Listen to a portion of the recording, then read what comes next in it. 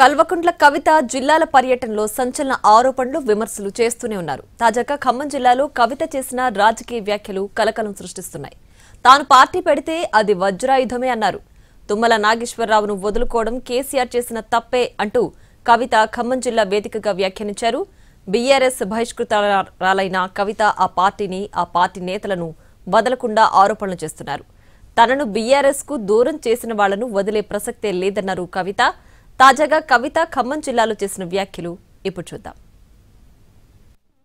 అక్కడ ఆయా జిల్లాల్లో స్థానికంగా ఉండేటటువంటి సమస్యల మీద అండర్స్టాండింగ్ తెచ్చుకుంటాను.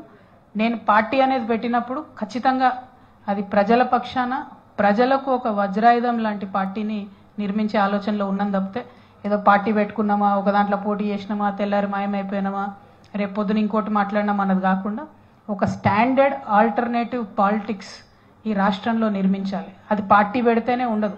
పార్టీ పెట్టకుండా కూడా బోల్డంత రాజకీయాలు చేయొచ్చు. తెలంగాణ జాగృతి పుట్టినప్పటి నుంచి కూడా రాజకీయ అంశాల పట్లనే మాట్లాడుతున్నాం.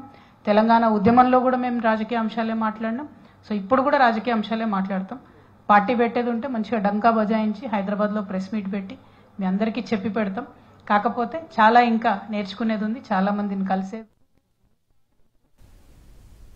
కేసీఆర్ పై కీలక వ్యాఖ్యలు చేశారు కవిత.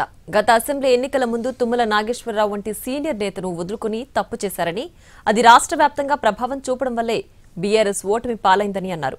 కేసీఆర్ వంటి రాజకీయ అనుభవజ్ఞులే తప్పు చేశారని, తాను అలాంటి తప్పులు చేయకుండా క్షేత్రస్థాయిలో పర్యటిస్తున్నానని చెప్పారు.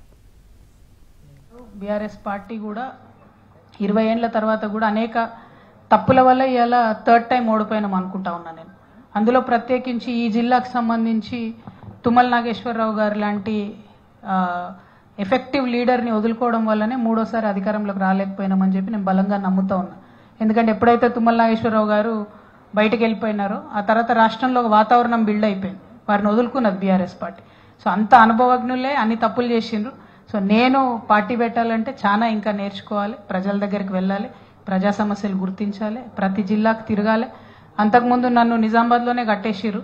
సో నిజామాబాద్లోంచి ఇప్పుడు నేను బయటకు వచ్చి ఒక్కొక్క జిల్లాకు వచ్చి అందరినీ మళ్ళీ కలుస్తాను. రాజకీయ పార్టీల గురించి ఇప్పుడెప్పుడే ఆలోచన చేస్తలేము.